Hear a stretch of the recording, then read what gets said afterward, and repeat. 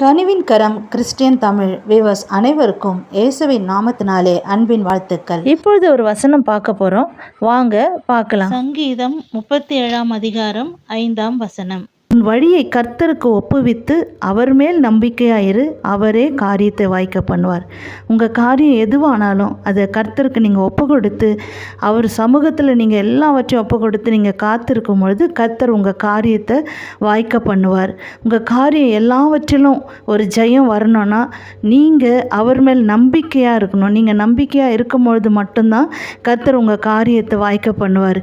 ஏதோ ஒரு காரியம் வாய்க்கவே மாட்டேங்குது, இந்த காரியம் நான் நினச்ச காரியம் இது நடக்கலை, இந்த காரியத்தில் எனக்கு ஜெயம் இருந்தால் நல்லாயிருக்கும், இந்த காரியத்தை கர்த்தர் வாய்க்க பண்ணால் மிகவும் சந்தோஷமாக இருக்கும். பிள்ளைகளுடைய திருமண காரியமாக இருக்கலாம், இல்லை ஒரு நல்ல தொழில் செய்யணும்னு எதிர்பார்த்து காத்து கொண்டு இருக்கலாம். எவ்வளோ முயற்சி செய்கிறேன், ஆனால் இந்த காரியத்தில் எனக்கு ஜெயம் இல்லை, இந்த காரியம் மாத்திரம் வாய்க்க மாட்டேங்குது, நான் நினைக்காததெல்லாம் எனக்கு செட் ஆகுது, காரியம் வாய்க்குது, ஆனால் இந்த காரியத்தில் எனக்கு ஜெயம் இருந்தால் ரொம்ப நல்லாயிருக்கும்னு சொல்லி ஏதோ ஒரு காரியத்துக்காக நீங்கள் ஜெபித்து கொண்டு இருக்கலாம்.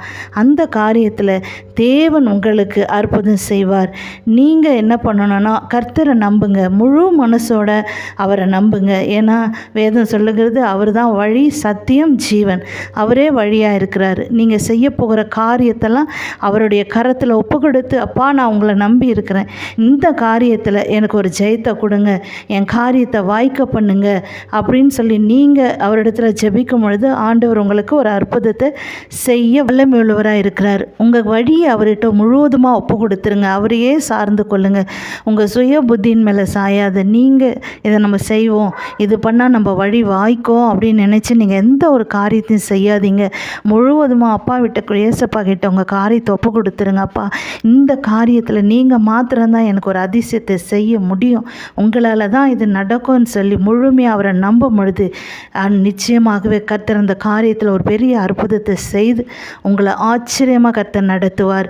நீங்கள் எதுக்குமே பயப்பட வேண்டிய அவசியம் இல்லை. அது உங்கள் தொழிலாக இருக்கலாம், வியாபாரமாக இருக்கலாம், திருமண காரியமாக இருக்கலாம், பிள்ளைகளுடைய படிப்பு காரியமாக இருக்கலாம், இல்லை கோர்ட்டு கேஸ், எந்த காரியமாக இருந்தாலும் எல்லாவற்றையும் கர்த்தரிடத்தில் ஒப்பு கொடுத்து உங்கள் வழிகளெல்லாம் ஒப்பு கொடுத்துருங்க. கொடுத்து நீங்கள் ஜெபிக்கும் பொழுது கர்த்தர் ஒரு அதிசயத்தை செய்து உங்களை மகிழ பண்ணுவார். இந்த செய்தி உங்களுக்கு மிகுந்த பிரயோஜனமாக இருந்திருக்கும்னு நாங்கள் நம்புகிறோம்.